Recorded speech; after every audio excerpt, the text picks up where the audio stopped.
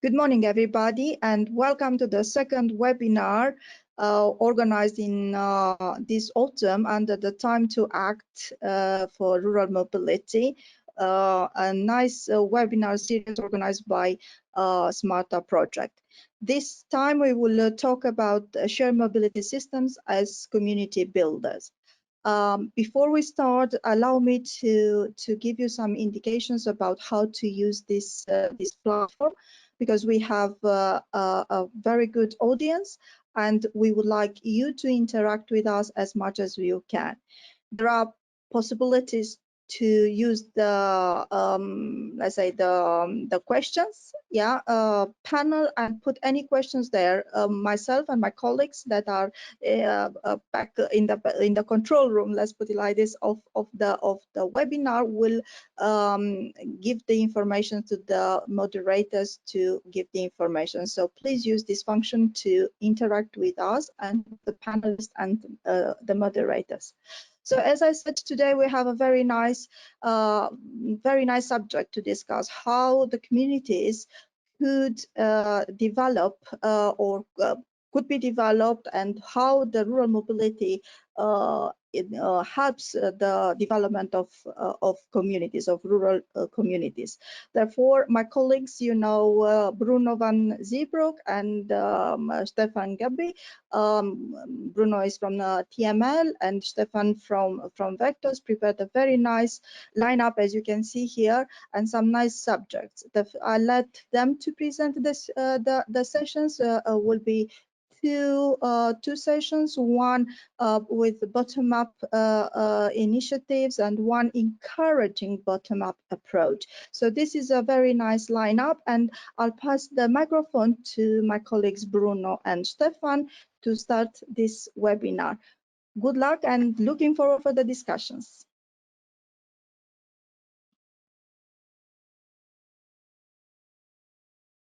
Hello, everybody. Good morning, everybody. Thanks, Lucia, for the introduction. So we will start immediately. So just a very, very short introduction. As Smarta, we're convinced that community building is really, really crucial to enable people to have a good life, to feel good. People live longer in communities that work well, in communities with good relationships. And we already expressed this during our summer series of webinars.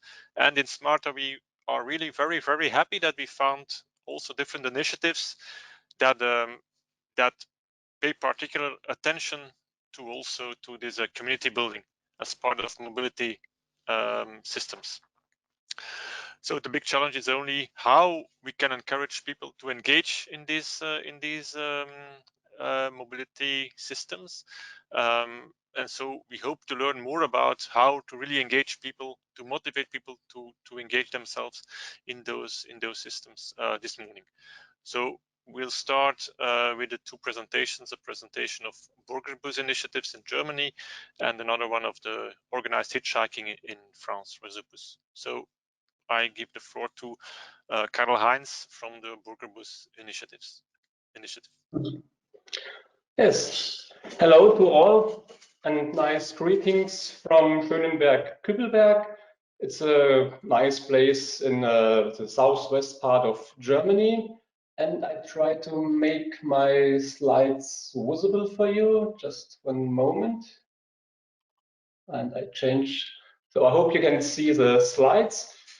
We are a volunteer-driven service, especially for everybody, but mostly elderly people use our service. We have two buses you see on the screen, and we go around our community on 2 days each week.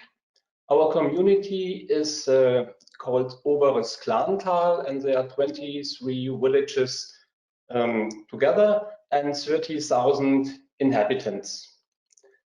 To give you an idea of the location, so you see Europe, and nearly in Central Europe you see Germany, and in the southwest part of Germany you see Rhineland-Palatinat, and in the southwest part again of this country of Germany, There is the county of Kusel with about 70,000 inhabitants, and then OberesGlantal, the little region with 23 villages. The idea of our Bürgerbus project is to put it on a very small sheet of paper, like a visiting card. You see, we go from door to door, so we pick up the people from their house and bring them exactly to the place they want. For example, the doctors or the shops or town hall or anything they want. 2 days, 8 to 8, and the rides have to be booked in advance. The most preferred service is by phone, but it's also possible via email or via internet. Our biggest staff is the people, all the volunteers. We are 35 volunteers that are responsible for the service. We have some drivers, we have some ladies mostly sitting on the telephone doing all the service for the people who want a ride. And we have someone to organize a monthly meeting for talk and discuss and exchange information from the buses to the telephone service and the other direction. And this is a capital of the most important thing of our service. Nobody gets any money for it. They all do it just for free. My last slide is this, so to give you an idea what's going on in times of Corona. So we are supported by our banks and credit institutes. We are supported by people just making masks for our team. We are supported by the authorities, giving us advices for our special Corona things, how to deal with the car, with the people. And so we are very strong because we have the support of the authorities and the community. So what is important for our volunteers? I think there are two sides of the medal. I can close it. The first is they do it for themselves. They are retired. In advance, they were, or before they were working in factories or in offices or anywhere. They had public, they had colleagues, and they could talk to everybody. And at least they are retired and are at home. So nobody knows exactly what to do, and they are looking for some interesting things to do in their new free time. And so they look for something they have contact to other people and to do something useful for the community. And that's one idea. And the other is the volunteers of our Bürgerbus, they want to do something good for the whole community, and they look for what can they do well and good things, giving back something to the whole community. So now I'm just looking where I am. Yes, and we found them by going to the public in the newspaper and talking personal to each other. And it's a quite important way to make the contact and to make it in a very personal way. Important things are, again, that we make an interesting kind of work for them, where they see it's useful for the whole community, and it's supported by the local politics and authorities, and it's something like appreciation to the people. So we meet each week, each month, and talk to each other. We had some nice dresses, some caps and some shirts to show that they are part of the Bürgerbus project. And so it's a really good team. They work together, and it's a thing they like to do, especially the contact with the other volunteers, but also the contact with the customers using our Bürgerbus. Yes, so in normal days, we go 40,000 kilometers each year. Actually, not more than 20,000 because of Corona. And each day we go for about, we have in Corona times 10 or 15 persons maximum to bring them from their home to the doctors or to anywhere else. Actually, we don't bring them to shopping, to the shops, because we have to pay attention about the Corona things. Okay, I think that's the first idea of our Bürgerbus project. Yeah, thanks. Thanks, Karl-Heinz. Very nice presentation, and always nice to hear that people look for being useful or willing to do something for community, and that's really your argument to engage people. So that's really nice to hear. Thanks. I think we will be able to come back afterwards during the discussion, and people will probably be interested to know more about it and ask questions. So I would like to ask then Mathilde now to share her experience in the RezoPouce initiative in France and how they get people engaged. Hello everyone, so it's a pleasure for me to explain you RezoPouce. So, okay. Do you see the PowerPoint? Yes, fine. Maybe you can have full screen. You can put in full screen. Yes. So,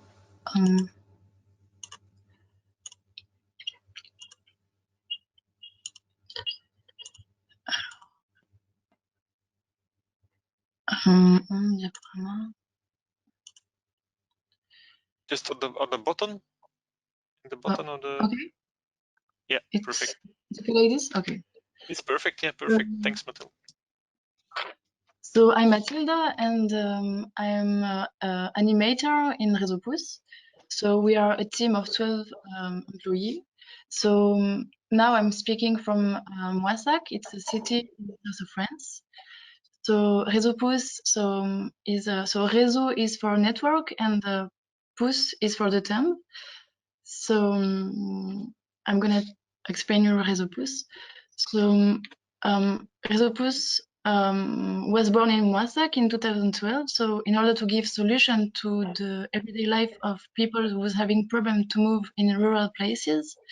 So it's an important problematic in France, how to move, and when there is very few buses and train.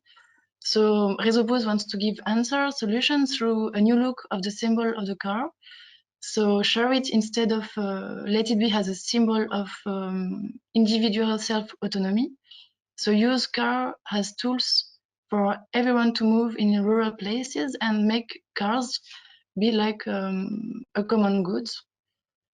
So with RezoPouce, simply to be a part of the community, people have first to subscribe. So people can subscribe from 14 years old and for free. They can subscribe from internet, from our application, and from the city hall if they don't have internet. And once they did subscribe, they got their own member card, and they are a part of the RezoPouce community. Then people can do either hitchhiking, either car sharing, or both, or they can be also sometimes a driver and sometimes a hitchhiker or the passenger. So why create a community? So we are working at the scale of many towns. So it's a group of towns in France called Communauté de Communes. So many, like maybe sometimes 14 towns are working together. So the aim, so to support RezoPouce, we are very on this.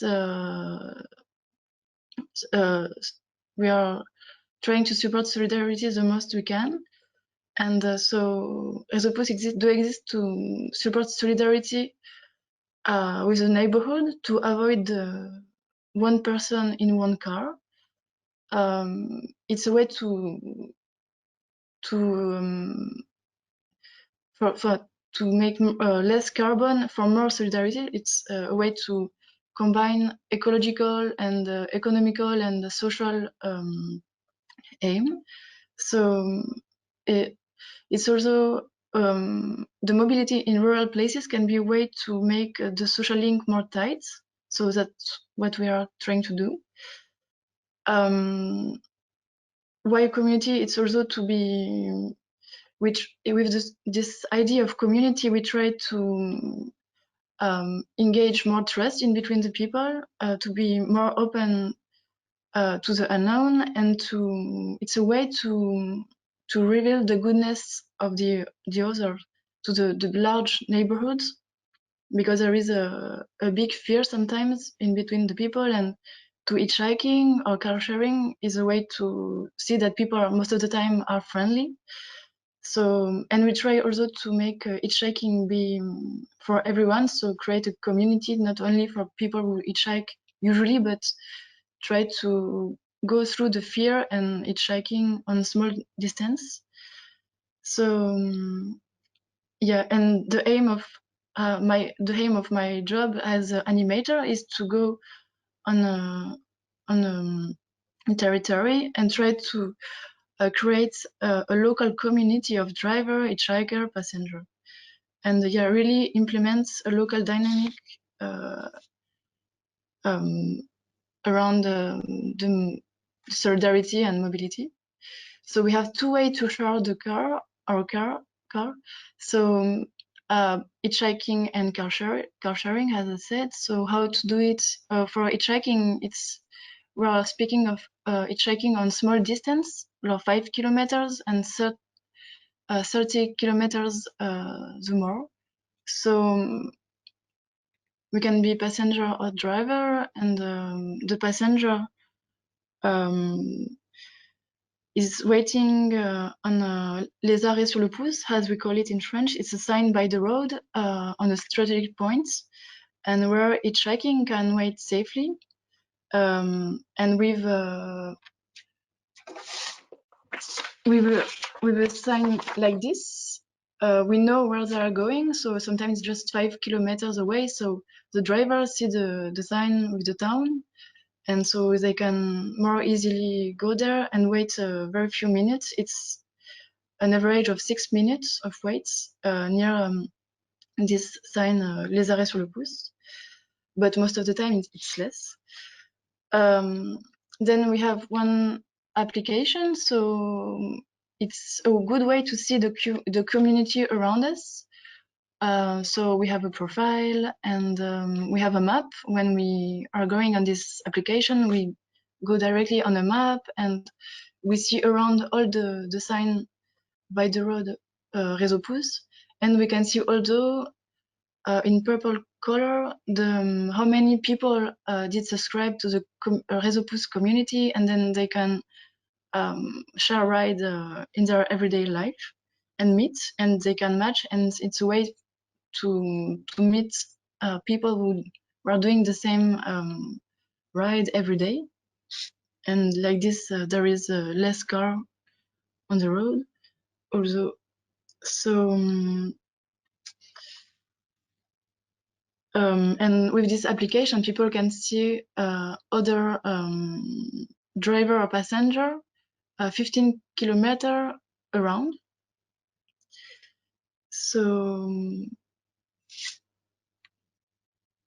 So how do we get citizens involved in using the service? So this is really the work of animator. We are 3 animators in RezoPouce, and this is our job to try to involve citizens. So we have many ways to do it.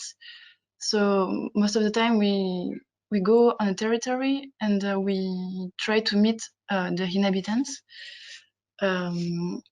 So we are really on a face-to-face. So we are doing many kind of animations. So we are doing workshop about mobility with young people, for instance. We are and to sensibilize them, to educate about environmental or about solidarity. We are doing stand on the market. On markets, it's a good way to meet the large public and the large inhabitants, because in France everybody is going to the market, and it's a good way to meet the people.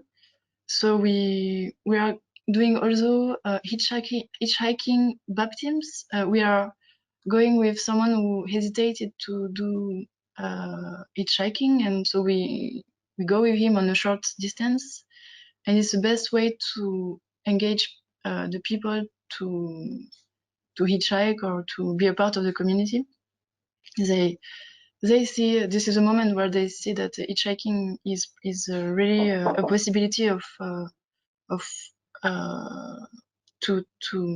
for our daily ride. Then we are also organizing, we call it café citoyen, like citizen coffee. We are going in a nice place to speak and to debate about problematic in our collectivity about mobility, and to make the problem coming out, and then speak about this solution of RezoPouce and how it's a good way to move around, and we are explaining how it can be a solution. And in this kind of animation, it's a good way to meet the future ambassador or people who will later speak about RezoPouce. It's a good way to make people get an appropriation about RezoPouce. Yeah, and as an animator, we are trying to find all the good places where people are engaged, and we are calling them either ambassador or either relais. So there are the resources person. I don't know if you understand if it's working, this word, but yeah. And we are trying to find the how to say it in English, people who are having the a good influence on others, to explain and show that RezoPouce can be a good solution. And I think I said most of things. Yeah. Okay, fine. Thank you, Mathilde. You're welcome. So I really like the making the car a common good. That's really nice, I think, and yeah, make people aware that of the goodness of humanity. A tool, RezoPouce, a tool for making people aware of the goodness of humanity. So that's our nice things. So I think there will be questions. Let's put all on our cameras. You can switch off the screen sharing, so all panelists can put on the cameras. And so I would invite you to react on the previous on what we saw. So the floor is yours. If it's difficult for you to come up with the question, Stefan and I will provide some. But yeah, I think I saw Catalin and then Declan. So Catalin, yeah, just go. Hello everyone. Great presentations for Karl-Heinz and Mathilde. Thank you very much. Karl-Heinz, I wanted to ask if possible, So normally, when you run a transport service of any kind, you need some sort of licensing or authorization depending on the national or regional framework. For the type of service that you provide for the community, is there, you mentioned that you have the support of the public authorities. Did you have any sort of facilitation in order to get authorized, or do you don't need any authorization at all? What's the situation with the service that you provide? Thank you. Yeah. Very interesting question. Normally, you cannot do anything in Germany without any license or anything like a stamp or anything like this. But this is quite a special thing. So we have to pay attention not to come too close to public service, to the real public services, because we have special things that we have to pay attention. So we are not allowed to go on special lines, on routes, on fixed routes or on fixed places. And normally it's not allowed that we just drive behind a public bus, for example.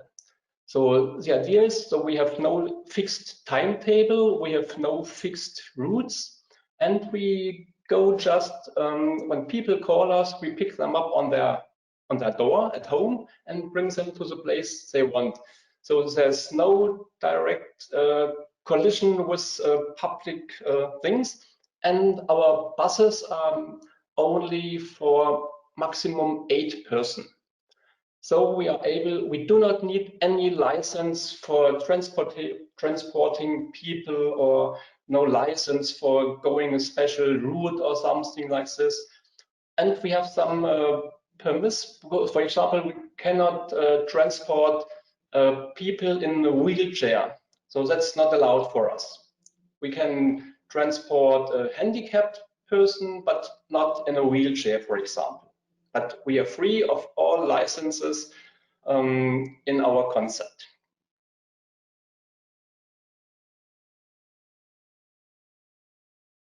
Okay, fine. Thank you. Fine, Catalin. So then go to Declan. Declan, you had also a question, I think. Yeah, I have lots of questions for both. I found them very interesting presentations, and I won't hog the whole thing. So I'm very interested to know from both concepts how they originated. I mean, who had the idea? It's bottom up. I get that. I'm used to that language. But there's always an event. There's always a person or an event which triggers things. They don't happen without something, some seed or something. So I might ask Mathilde maybe to comment on that, and maybe also a little bit about how you were funded both initially and long term, because you do seem to be reasonably well supported from the point of view of having animators. That's a great idea, and you know, other staff. But then I might, if it's okay to hug this a little bit, Karl-Heinz might say what their event was. So Mathilde, how did it get going?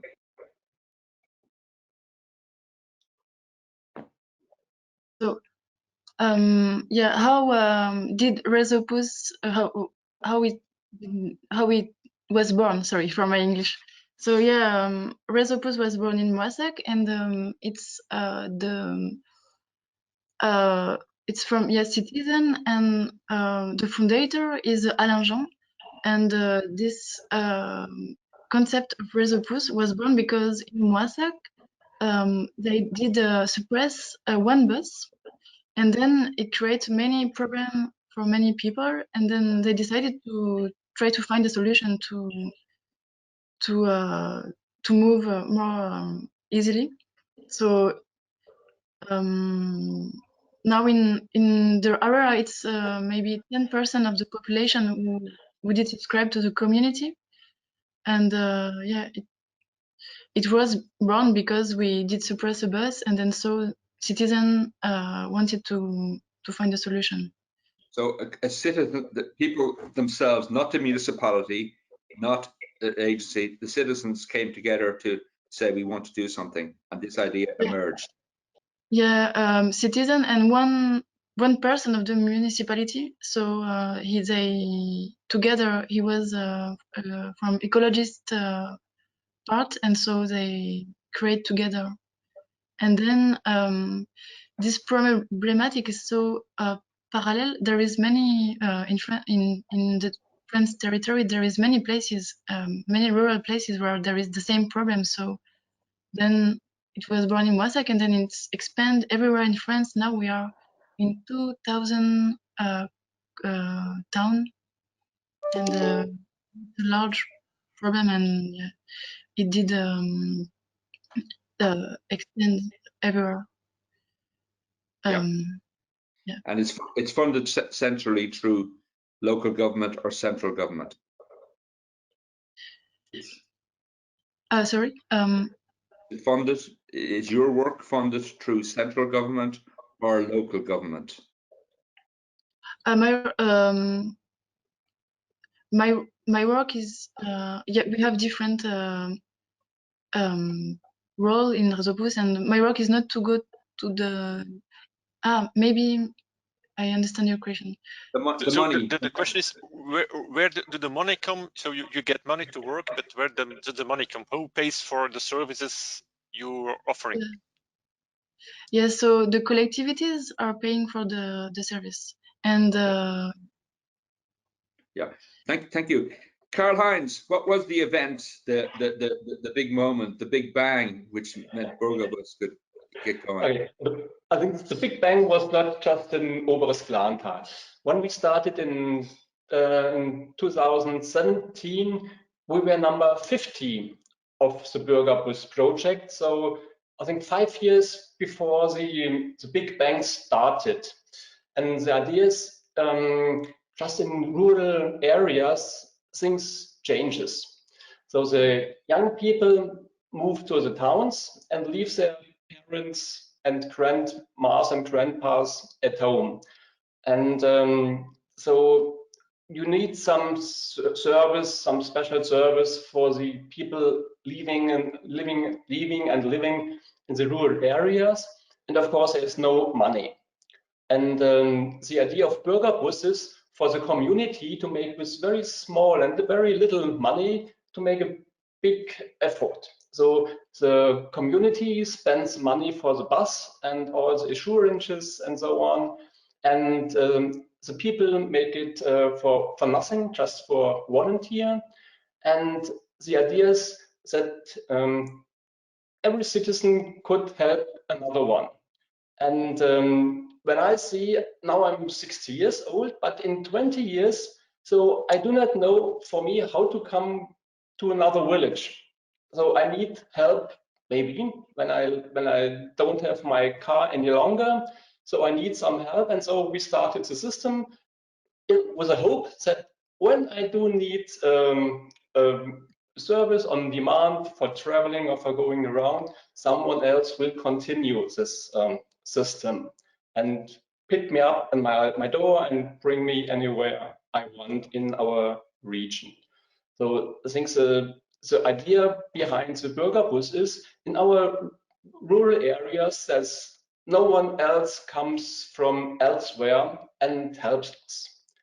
We have to do everything by ourselves to make a good way of life and to do all the things we need. And so the game is just to play together. The community has one part and the citizens as well. And if it fits together, we have only the winners. Thank you. Thank you. Okay, fine. Thank you. So I think also, Marianne, I know you have a lot of other questions, Declan, but I give the floor to Marianne now. Fine. No, my question is that with Nabogo here in Denmark, we also try to get these local ambassadors to help us in the local areas, but it's quite difficult to get some to volunteer to do that. How do you do that? I know, Karl-Heinz, I asked you the question because you had quite a large picture with a lot of people, and Mathilde also told me about it. What is your experience? What is the best way of doing that? Okay, I think the best way is you have to talk to people and you have to do it by yourself. You cannot say, oh, you have to do and you have to do. You have to do it by yourself. You have to be a good example and say, okay, I'm driver by myself. And then I can say, okay, it's just a nice job, and you have to talk. And I start, oh, when I go around with our burger bus, for me, it's sometimes like a holiday, I go around all the nice roads and up the hills and see a nice landscape, and just in autumn, and then the leaves are yellow and golden, and so it's quite a nice experience. Or to talk to the people going by the bus. Sometimes some old ladies they tell me what they did some years ago or what are they cooking. They tell me, okay, when I come home, I start cooking, I make some potatoes and some meat and with this and this. And then you hear things that are lost nearly. So they cook the old receipts and they tell stories that happened a lot of years ago. And if they could not tell them and nobody will listen, they will be lost. And so being part of this complete story, seeing the landscape, talking to people and have nice experience, you have to talk, and with the spark jumps over. And then people say, okay, I want to be part of this Burger Bus project, doing something good in my free time, helping others, and maybe some years later, they will help me as well. And another thing is, the system has to be very solid. So you have to say, we are, it's not the first one, and you can be sure it is working well. There's no risk for you. So we have insurances for nearly everything, for accidents, for damages, for the way from home to the bus stop or anyway. So we can say it's safe and it's no risk for you at all. And you can be sure that all the community stands behind. All the business people, they spend money, or the authorities, they help us where they can. And this support in the community is a very important driver for this project. I do agree with you, Karl-Heinz, but in Navigo we have now 15 municipalities in Denmark, and are visiting all the villages in each municipality, and it's quite, I fully agree with you, and I do that sometimes, but to reach all villages with that kind of engagement, that's quite difficult. But I agree with you that talking with people is at least, but sometimes it's difficult to get all the way around. I think that's important for the Burger Bus project. If the villages are too small or too less people, it will not work. And if it's too big, it will not work as well. So you need a special size, and you have to check what is the right size in your country. So I can say it's just about the 13,000 inhabitants. It's a perfect system. In our county with 70,000 inhabitants, we have three Burger Bus projects, and everyone runs a little bit in another way with special things. And if there's one for all the 70,000 people, one Burger Bus, I'm sure this will not work. So you have to find the right size for this idea and for this kind of public or volunteer-driven system. Maybe Mathilde, you have also something to say about this, because you're started very locally in one city around Toulouse in France, but then now you're covering larger part of France, so you had to find ambassadors everywhere, or you're always you're always among people, so maybe you can also add something on extending this. Yeah, it's a part of the problematic, because we are everywhere in France, so we are moving a lot. We are a lot on the road, so we can't go everywhere. So to find ambassadors when we can, and when we are going on a territory. So before to go on a territory that we doesn't know, we try to identify the associative tissue, like us, and then we go to meet them physically. We are really on the. It's very important for us, for RezoPouce, to really to meet the people, to be in contact a lot with them, and so it's all about feelings when we are meeting them. And sometimes in one association, one person can be a good ambassador, and sometimes in another association, people won't. Will not. They could be a good ambassador because they have a large public that they are seeing every day, or but yeah, it's how to engage ambassador is just a question of face to face and a feeling about what they can do and what they want to do, and then we are giving them a lot of documentation and memo, and for them to be able to speak and to explain RezoPouce. But it's not an easy task for us because we are from Massac, and it's everywhere in France, and there is animator for 1 year in RezoPouce in order to create this dynamic. But yeah, as we can't go everywhere, it's necessary that we are working with the chargé de mobilité. It's people who are working on the mobility service on their community of town, and they have this role to also to find ambassadors. So it's another level. Also, we are working a lot with this people who are organizing the mobility on their territory, and president of association, or but yeah, to find ambassador is yeah, just sometimes it's just comment dire, I don't know the word in English. Yeah, but yeah. Maybe luck, just luck, or yeah, luck. Yes, yeah. Because it's about repetition. We are going a lot on the territory, so we are going to see.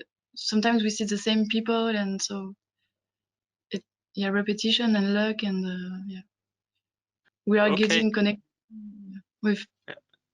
Okay, yeah. I know also Martin will certainly be able to tell something about ambassadors, but maybe we will do it in the second session, or maybe in his presentation he will tell something about ambassadors. Stefan, what do you think? We take a last question, or? I just wanted to mention that there's a question in the chat. It's a very practical question to Mathilde about the app you are using, and the person asking this question wants to know whether all the members of your community are always visible in this app, or only when they are doing certain activities, so when they activate to be visible. Yeah, the question is to know if yeah, okay, so we can see, yeah, the people who are using, we can see how many people are using RezoPouce around us, but with people who are really subscribe and who are using the application, they choose if they want to give their identification on the map or not. They do choose this, yeah. Okay. And now there's a second question in the chat to both, to Karl-Heinz and Mathilde. It's about creating travel clubs, whether this was considered to create travel clubs. I'm not sure whether you understand this question.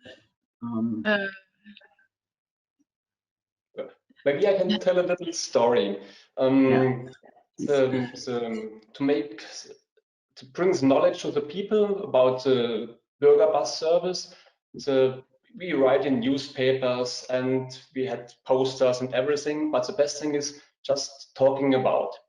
And then we started in one village, it's called Dunsweiler, with one lady. She was the first customer of our Bürgerbus, and this lady, she's 84 years. And from this village, she was the first. And then she was very happy with our service, and then she talked to her colleagues, to the other ladies, and now they call and, oh, when do you want to go to Waldmoor for shopping or for the doctor? And so we can go together. So now they make appointments and then call the Bürgerbus. So we have 3 or 4 ladies from this village on one place at the same time. And this is a kind of club, maybe, who goes to doctors and shopping. And this is quite a very funny club, because when they're in a good mood, they start singing in the bus. And so you are the driver and you feel these old ladies, 80 years and older, they have fun, they have communication, they have social contact, and that's the best money a volunteer can get. Have older ladies singing in the bus and being happy, and so it's quite nice. And I like this club very much. Okay. Yeah, thank thanks you. for the nice story. Yeah, maybe I we see. should go to the second session. What Yeah, do you right, think, yeah. Bruno? Yeah. Okay. Yeah. So then we will have another 2 short presentations. One from Kilkenny in Ireland with Declan, and one from Groningen Drenthe in the Netherlands from Martin. And after this, we will have another discussion like the previous one, this time more with the focus on how bottom-up approaches can be supported, encouraged, enabled by the European Union, by the state, by whoever. But in the first step, Declan, can you please start your short presentation?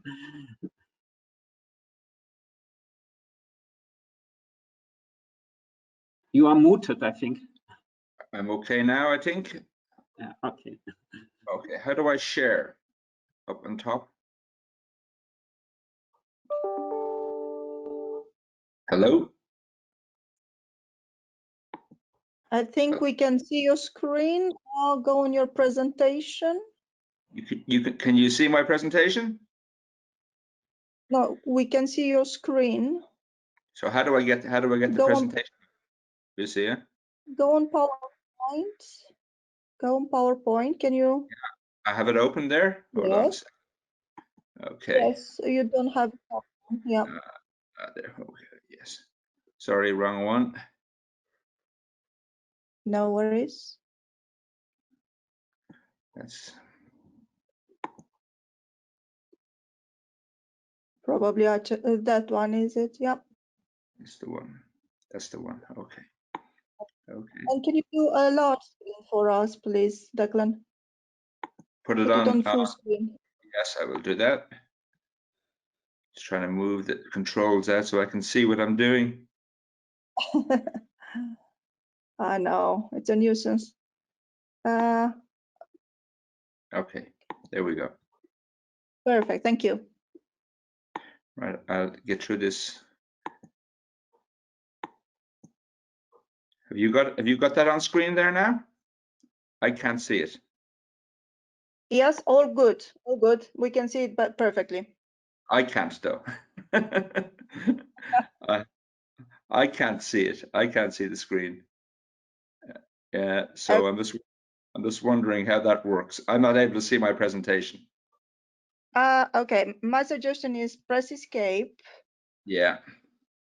Okay, come out from it. I'm doing my best.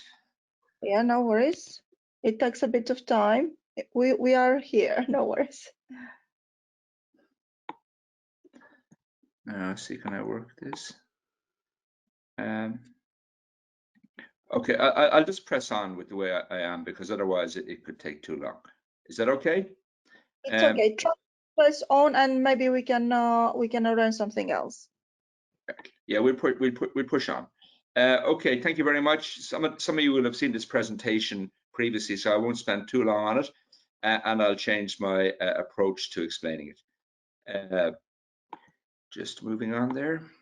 Okay, just to say what we are, because it's very relevant to this part of it. We are a leader company, as we're often called commonly, or a local development company.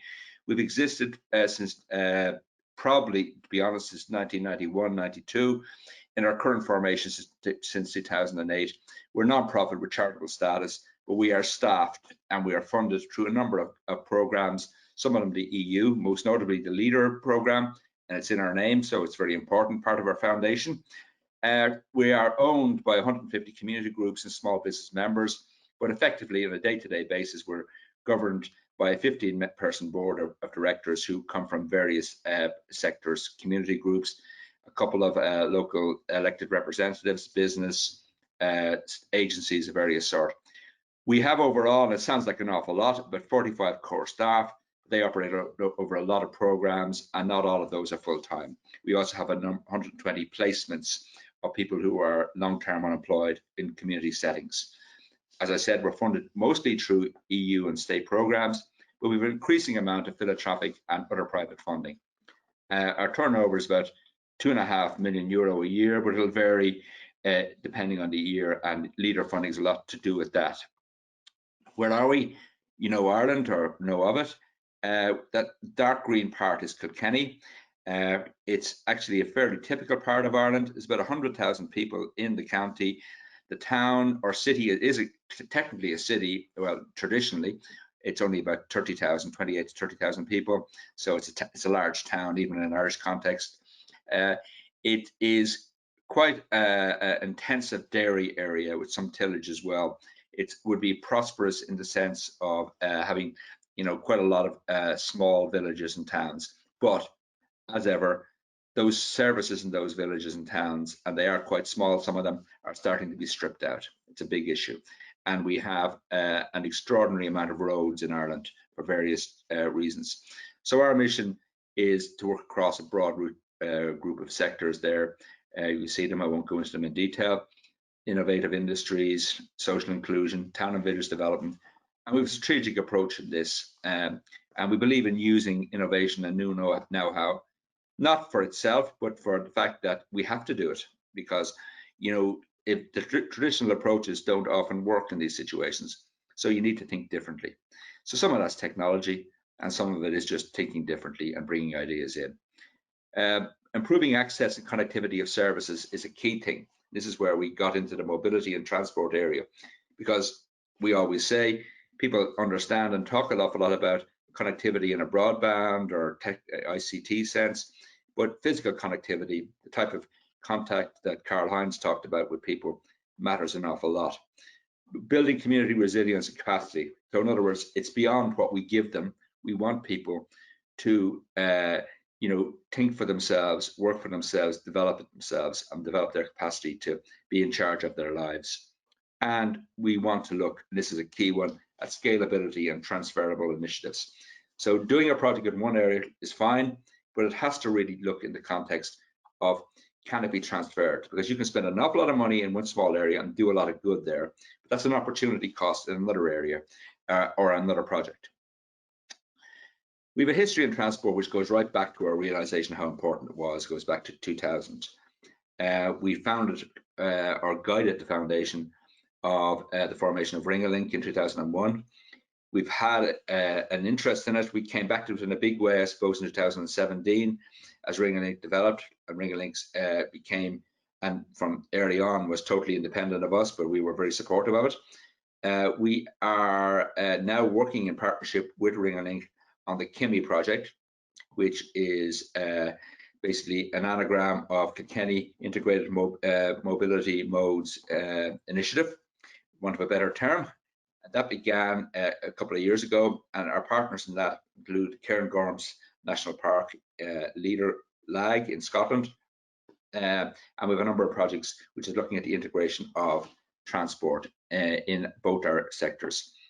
So we always say that transport is a bit of a Cinderella of connectivity industries, of connectivity issues. it's not as prominent in the public discourse as digital connection, broadband, Wi-Fi, which people talk a lot about, and rightly so. And also people talk a lot about, or care a lot about, the idea of sustainable energy, local grids. But physical ability to meet, as I said, is very important, and it has the most immediate effect on the quality of people's lives. And the big thing about it is, it's not rocket science. It just needs organization from the bottom up with a framework and some resources, and that's where I might talk now. Basically, what we have done with our partners is we have looked at where the gaps are in integration and used the LEADER program and other programs to a certain degree to try and to bridge those gaps. So if a private transport operator had an issue with connectivity on his bus service, someone who operates a fixed transport service, we agreed to part fund transponders on his buses, which would allow us to track those buses on the road. We also felt that we needed to fund super stops, as we call it, large, or not large, but prominent features in the towns and villages around that people would see there was integration of transport. And we've also funded the brain behind this, which will be run from a Link office, which will link the hardware on the buses and in the stops. And also we'll put a public face, or human face on this, so there'll be somebody people can call, can sort them through it.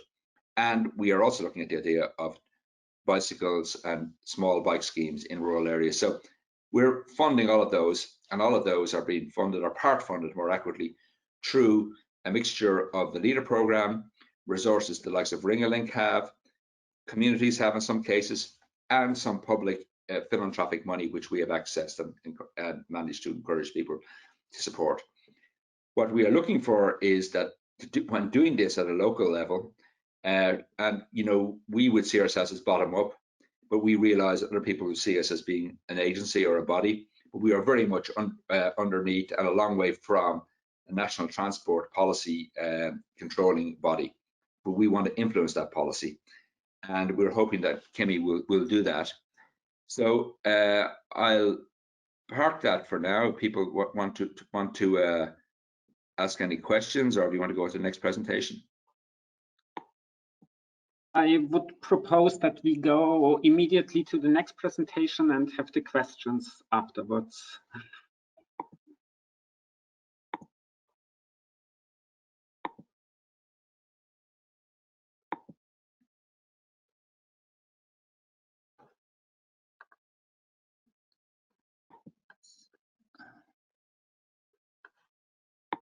Yeah.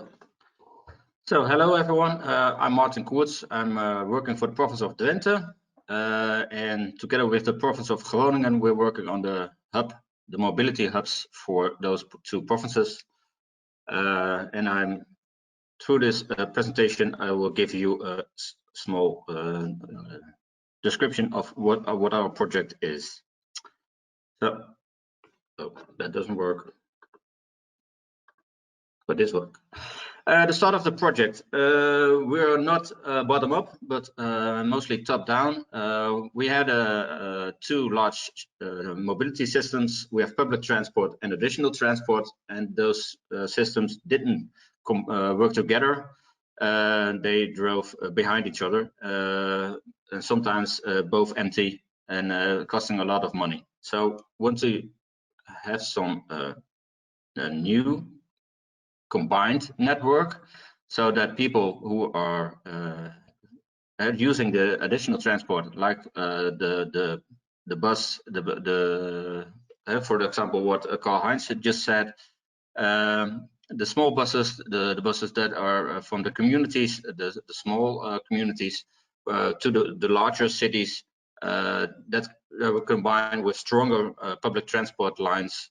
And the places where you can transfer between those two systems, we call those the hub.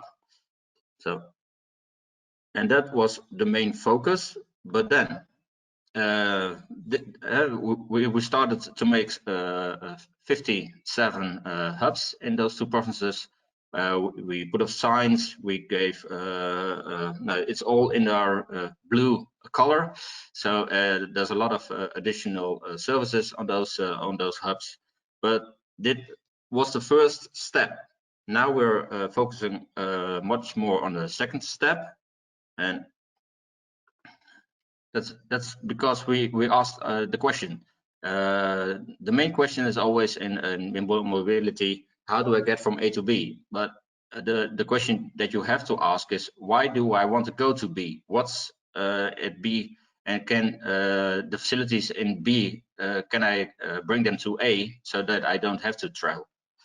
So this is how it looks like for us. You're living in the middle and you have to use your car a lot of times because yeah, the shops and your work and school is not at the same place, so you have to make a lot of different kind of trips. So, and mostly for the region where we live is that the car is the only solution to make all those trips in one day and be home before noon. So what we want is to have less mobility and to make sure that the facilities are nearby where you live, and that you don't have to use your car anymore as lot as in the first picture. But now we can ride our bike a lot more. We are the Netherlands, so we ride our bikes, but we can still more use it. This will then is the first step. So we have less mobility, and then we have to also the main step is don't choose your own car anymore. But most families in our region have more than one car, mostly 2 or 3 cars a family. So and when you use your cars less, so the car is more on your driveway, so you have to and have a lot of costs. So can we sell one car and then use your shared bike or shared car? So that was then the next step, and then the ultimate step will be no car anymore of your own, but only use the shared cars and the buses for public transport. But if you make a new system, and that's what we are trying to do, is make it accessible for everyone, and that's not only when you're in a wheelchair, but also make the system accessible for if you don't know how to use the internet, or if you can't read, if you're physical not can join the system, and sometimes also if you are mentally not able to use the public transport. And also on this picture, if you can afford it, so make it accessible for everyone. So a hub is much more than a mobility hub. For us, it's more a socio-economic hub. So if you want to make sure that everyone in your region can come to the facilities, make sure that the facilities are combined at places where also mobility is provided. So that is for us the hub. And this is where we are working on to make sure that the facilities will move to the hub, or that the mobility hub will move to the facilities, so that we can combine those. But for the main focus, what we are trying to do is don't focus on machines or whatever, but focus on people. Like the other projects already said, and the people are the main part of and the main part of the success of the hubs. If the people don't use it, now we don't have to invest in it. But if the people are enthusiastic about it, then they will make sure and that they will use it, but they also talk about it and other people will use it. So for us, the hub is also a place where people can meet and can interact with each other, and that's mainly the focus for us, is not to get people on the move, but get people together. And in the future, this is what we think it's a hub will look like. It's a combined focus of everything. We have public transport where there may be drones delivering packages. We have coffee, of course, and a lot of bikes. But that's mainly, I think, in the Netherlands. So this was my short presentation. And okay, thank you very much for this interesting presentation. Thank you very much to both of you. I would now like to ask all the panelists to switch on their cameras and microphones again. So, and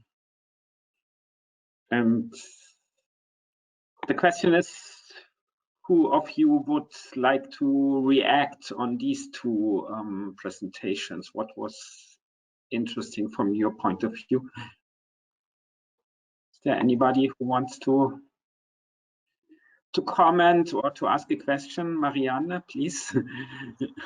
I have a comment on Martin's presentation, actually. The idea of an hub is very interesting, and in Nabugo, which is a ride-sharing solution, we have these digital hubs or meeting points. But in one of your slides, you said the goal was to get rid of all the cars. And at least for Denmark, I know that living in the rural areas is equal like owning at least 1 or 2 cars. And that equals freedom in the rural areas. So how do you see that with the buses instead of the cars? Yeah, for us it's the same. So, but we have a few reasons why we have to work on this network, and climate change is one of them.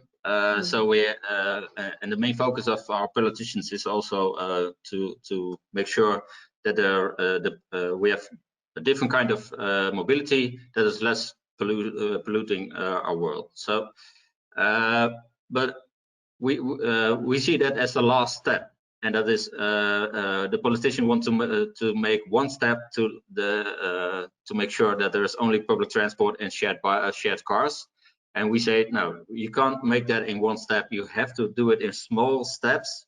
So the main focus will be less mobility and focus on the facilities nearby, and then yeah, you don't have to own 2, 3, 4 cars to have that freedom what you were talking about. So that was more for our own politicians to make sure, no, don't get the big step, make small steps, and make sure that you do a good step.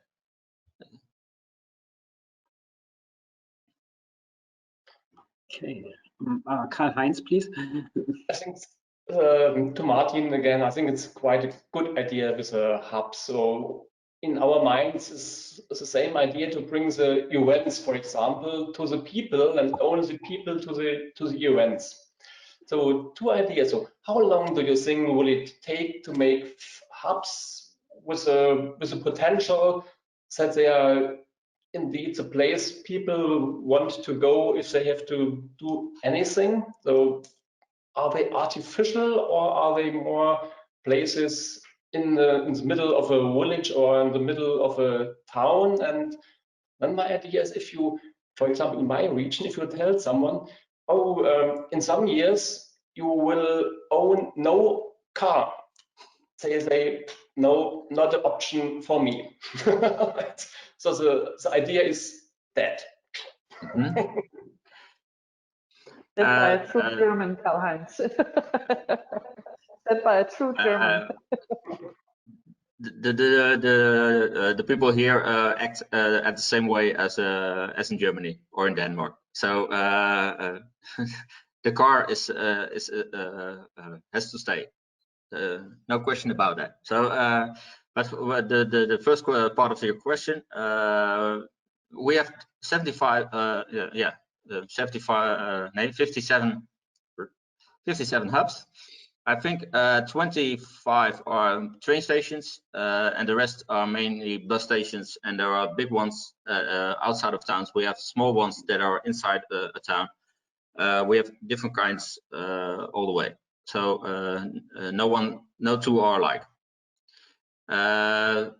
So, and when it's for one hub, it's very simple. That's near a shopping center, so there is already some services nearby. For another hub, we have to start from scratch. There's nothing. So there are it's not easy to say then it will work and then it's ready. We don't know. They also work on different levels. So one is very local orientated, and the other one is more regional orientated. So we don't know, but we're working step by step, and we hope that on a few hubs we can show to other people. So this is what we want. This is the ideas that we have. Don't copy it, but look at your own hub and then you have to say from, oh, this works for make work for us. And there can be a different kind of hub everywhere. Yeah. Declan, Declan, you have a question or comment? Yeah, I do. I think that this is all converging on the idea of hubs is converging. It's becoming a bit of a phenomenon because we are starting to see traditional services in communities, rural communities anyway, die. Post office, shops, pubs, all of those things. So in some places, people have started to organize themselves to provide those. We call them community shops or whatever, often opening up in the community center, a room where they'll sell bare essentials. We became interested in this, and we are interested in it and are trying to develop it. But it's funny the way it goes. People will make their own decision what they think is important. So we thought what was really important was, okay, that people can get basic stuff like milk or bread, you know, or things like that, newspapers, and that is important.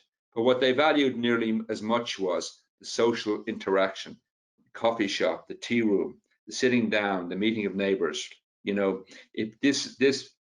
so we are looking in one of our parts, one of our what we call our super stops will be at one of these community shops. It will in fact be a hub, because that's where people go. It also has a lot of other, now it is very particular to that area. So I don't think, I think what we need to do as, I suppose, funders and planners is to look at the particular and see can we get the general, and so that we can transplant that basic bit without trying to say, you must do this, you must do that. That won't work, people won't do it. But if you show advantages and let them do it for themselves and say, here's a framework, here's a climbing frame, you can make your own thing out of this. This is a basic thing. And the good thing about that is it's plugged into a system, which means you can take advantage, but you don't have to do everything. You know, you can do the bits you want. I think particularly with transport, that's a way. But I think if you just let it all be bottom up, it can wither because it can be too specialized. You need to find a way to actually point people in a direction where they can get sustainable. You know, I think all the projects today are sustainable. I think they happen to be. There was planning behind them in the thoughts, but if you can run into a dead end, and planners at national level and regional level often don't take account of community initiatives. And the key is you have to make it attractive, or make them understand as well. So that's, I think, the challenge. So I think hubs is going to be something where we're all going to see. We're all going to have hubs. It's going to happen organically, but it'll need a hand, it'll need a nudge. Thank you. Any other issues you would like to raise? No, maybe I can add. Sorry. Maybe I can add to that what Declan just said. It's first, it's also the case for most of the times the people want something, but you have to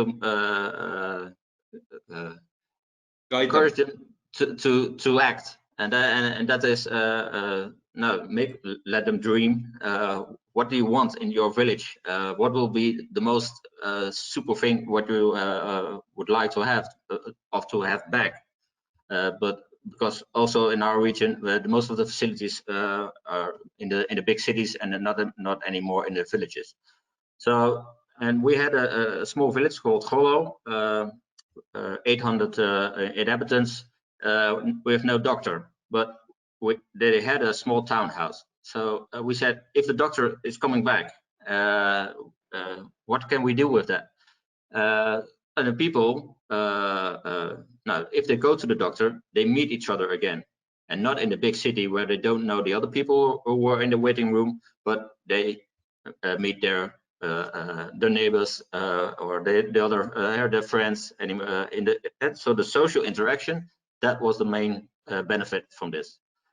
And now we're making sure that not only the doctor is coming, but also the physio, and now the groceries are coming there, the packages, so that it's all on top of each other. But if you focus on one thing, it didn't work. Yeah. Just Stefan, to say on that, I think that's a key thing. This is the key about the role of agencies or bodies like ourselves. What we can do is help people look around the corner, look over the wall, because they can't see that. They cannot see this. We can do the research. We have talked to other colleagues, see what worked, what didn't work.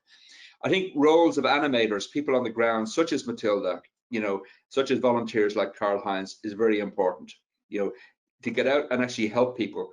The question that really not annoys us, but exasperates us is people say, "What's innovation? How do innovation is a big part of what we're supposed to do?" But people say, "What is innovation? You know, or what is it?" You can't have innovation, you know, in a bottle. It all depends on the context, and it's often not, you know, gee whiz science or IT. It's just thinking differently, taking an idea from another context and bringing it across, either geographically or from tourism into, you know, energy, or from energy into art or whatever. Organization is there. I think you don't want to kill the volunteerism, because that's the spirit of it. That's what keeps it going. We need that. You don't want to tame it either, but you want to support it, and you want to point them towards the light. And something very basic here, I always feel a bit ashamed to say it, is you want to point them towards the money, because the money makes the world go round. So if you know that's where the money's coming, now, or where it might come, or where you can encourage it to come, then you're doing them a big favor, you know. And they won't always appreciate it at the time, and you might have to work on it a bit, but in time, you know, they may realize that. They may realize it. Often they don't. They still blame you. But that's okay. That's okay. That's the way of the world. That's what we're paid for. But I think that's a very important thing. And if I was to say, what can the EU do now to help this? It is to implement across Europe community-led local development. Aggressively insist that local government, that national governments and local governments have policies and have funds which the likes of Burgobus and RezoPouce and other organizations can use to intensify, deepen, and expand their services. It's a tool that's just there. It is based on the leader methodology, but it goes across all the programs, ESF, cohesion funds, EFF, all of those funds, and it would be a game changer. If it's one thing I could say, that's what I say we should all be asking for, because it would give everybody the potential to realize their dreams. Well, not their dreams, but their needs. The dreams are something else. Their needs. Okay, thanks a lot, Declan. I've just, if you admit, a question or a suggestion, a question I'm living with for some time. I had a discussion some time ago with Mathilde and Benedicte from RezoPouce, and she told me, so it's always difficult to get people. So it's quite easy to get people who are volunteers to get drivers, but the more difficult thing is to get the passengers. And I think also Marianne is experienced this. So people are really, they like to offer something, but to do the effort to leave the car and to go with someone else, it's much more difficult. And very often we think we need to pay the driver to offer the service. And I think also, Marianne, in your application, the passenger will pay the driver to use the service. I'm wondering whether we shouldn't or we shouldn't pay or not pay, but do something for the people, for the passenger who do the biggest effort to take the car, and in the direction of a community building effort. So if the community if an agency tells or asks for us, the population, you would like to have, I don't know, a coffee shop or whatever, if we get, I don't know, 1,000 or 10,000, 20,000 or 30,000 rights with the Nabago application or with the RezoPouce application, we will finance your coffee shop.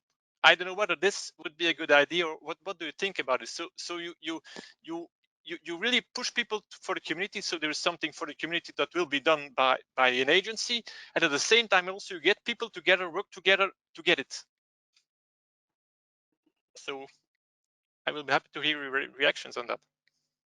We actually, last week we started in a new village on Fynen, and prior to that we made an agreement with the local sports club, saying that if they get 100 drivers on our application before Christmas, they will get 10,000 kronas, and if they have 500 ride shares before June next year, they will get another 10,000 Danish kroner.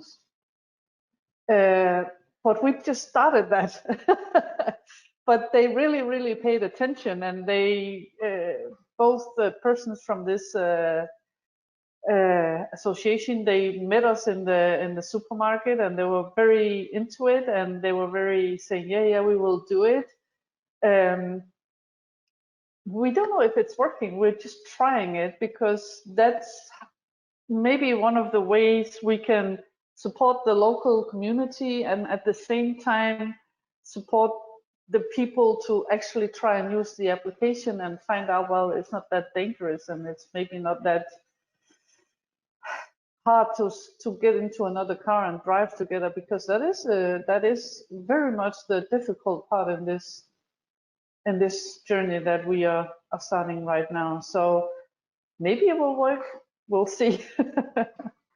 Yeah.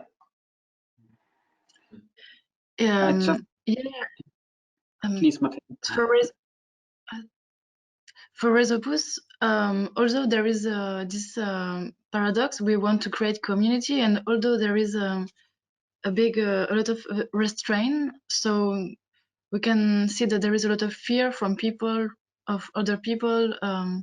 Most of the time, first when you go on a territory, you are speaking with the people, meeting a lot of people, and this question of fear is coming up a lot. So sometimes you try to understand, but when you see it a lot, then months later you are asking yourself, oh wow, why people are so afraid of other people they don't know? And it's all the problematic how to put out this fear, this big restraint that make people keep going to use their car alone, and because it's also a lot of freedom it's the fear is a big restraint to create this community, and there is also other restraint like although with hitchhiking, the stigmata that are and how we look when we are waiting near the road, and this is also something that will be a restraint to use RezoPouce for the hitchhiking part. It's also why animator are here. It's to change the habits and change the representation of the car and of the unknown person, and it's as you said, people like solidarity. They like this. They like solidarity. They are most of the time they are happy to know about RezoPouce, but they won't use it very quick. There is a gap between two. Sometimes they subscribe, and then even for the ambassador, it takes a long time before they get appropriate. They get appropriate the dispositive. Yeah, and that's why we're working on changing the behavior and the symbol of the car. And I think it's a big challenge to, yeah, because we are normal in this community state of mind, and it's the biggest problematic to me. It's linked to how we are used to use the car as a individual tools for the daily life, and yeah, it's a big change. Yeah. I think it's yeah. It's about mentality, yeah, and yeah, how to change the mentality, because I think rural mobility is about create solidarity and community, and yeah, how to get. I think it's possible because people then they understand that there is no danger most of that they can think when they try. So I think, yeah, step by step, but it's a long process. I think it's a long process. Yeah. But it's possible. I also realized that in the northern part of Jutland, we are trying something else. We're actually saying to the passengers that they don't have to pay the driver, and then the local transportation company is paying that fee to the driver instead. That's also, it's also another thing that we are trying. So instead of the passengers paying, the local transportation company is paying the driver. I don't know if it's worked, but we'll try it. I just wanted to mention, I know, Declan, you have a question or a statement, but I just wanted to mention that there are some questions and comments in the chat, and some of them are quite interesting. And as we have to come to an end of our discussion, unfortunately, I just wanted to mention two of them. So one question was to Mathilde.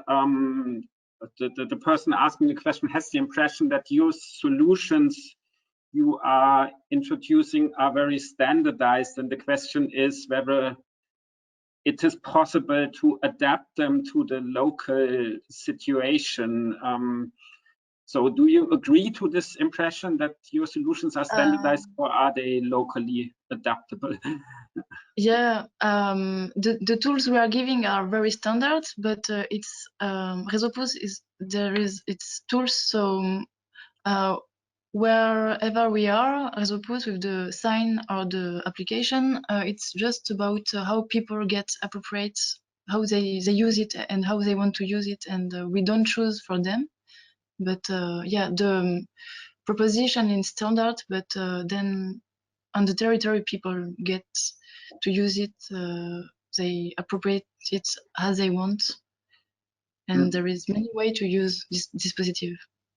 Okay, and the second question raised in the chat can, I think, also be a very good question, last question to all of you.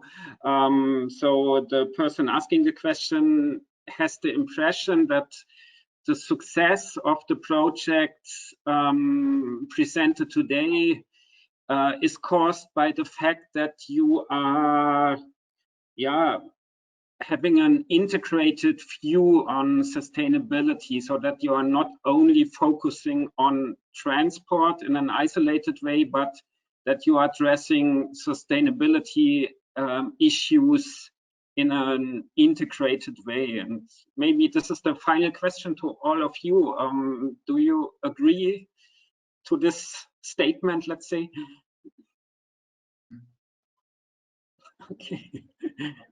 Just from one word, I think that's quite the idea. So it's not only the transportation thing to bring someone from A to B, it's more the whole, the social surroundings and everything. You have to communicate, you have to meet person, and you get new ideas, and you talk to each other. And sometimes when we have the older people in our bus, they say, "Oh, can I go around with you some more hour, maybe half an hour, because nobody is waiting at home for me.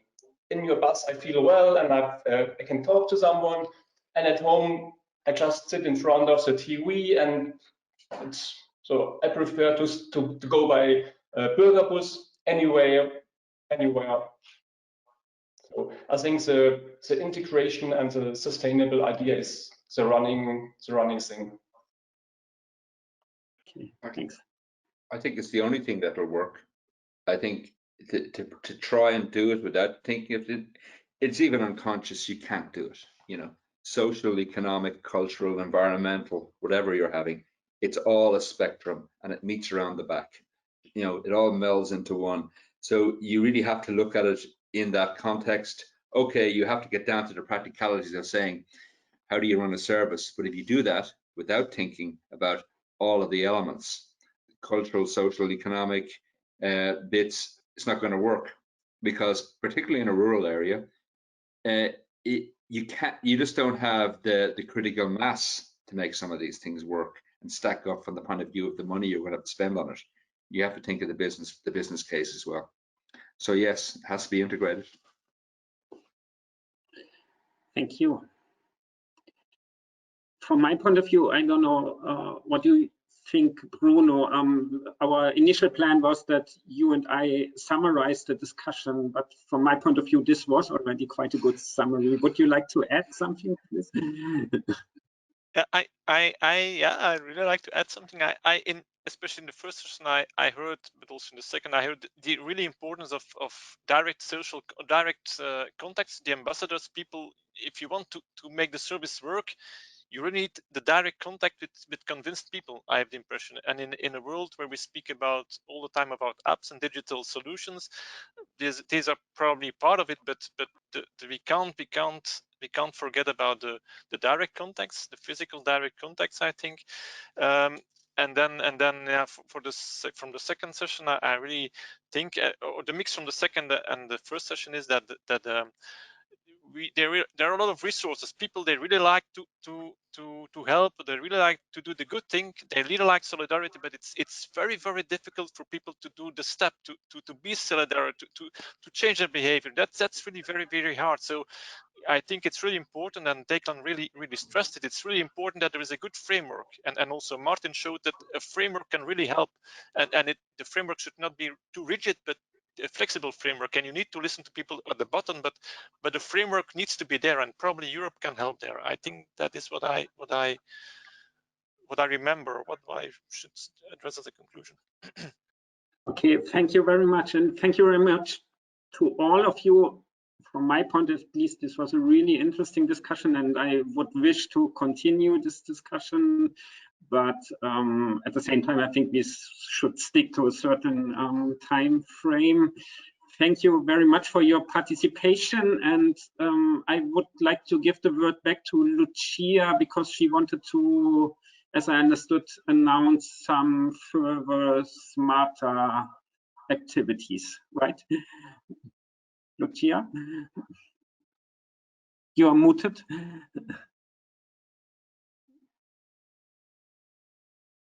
I hope you can hear me now and you can see my screen, or not. No.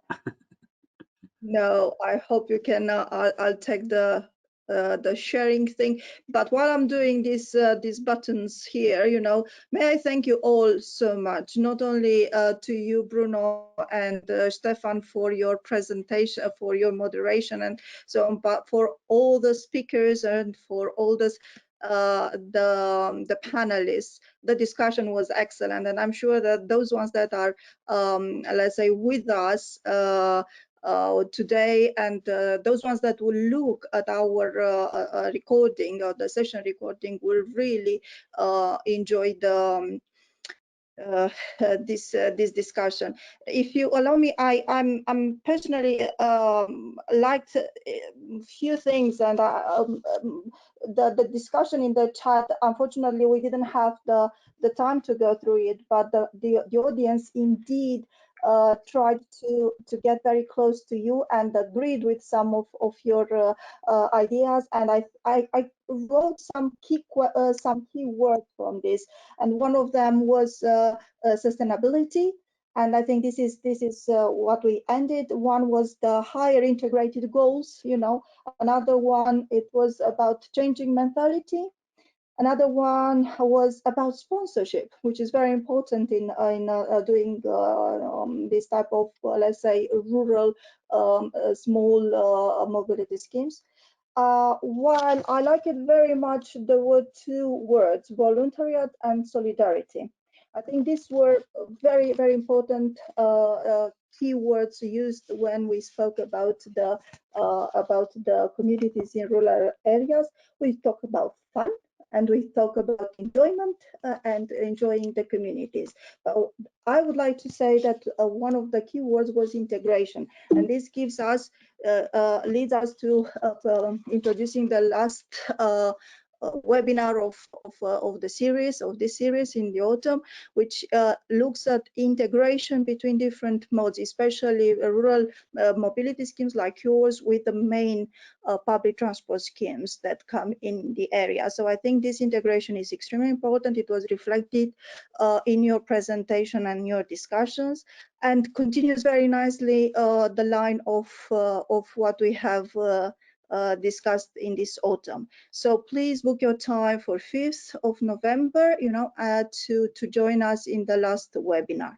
Now, just to quickly do a bit of promo for the last event of SMARTA, you know, at the end of the year, the SMARTA finishes, but I think we all would like to know what are the, let's say, the last issues that not issues, results and recommendations SMARTA would like to do to give, and to hear about SMARTA legacy. And I think would like to encourage you to follow us on social media and on website. Thank you once again very much for your time, for your presence, and for active participation. See you again on 5th of November. Thank you very much. It was a lovely, lovely discussion. Thank you. And thank you for the audience for being so active. Thank you.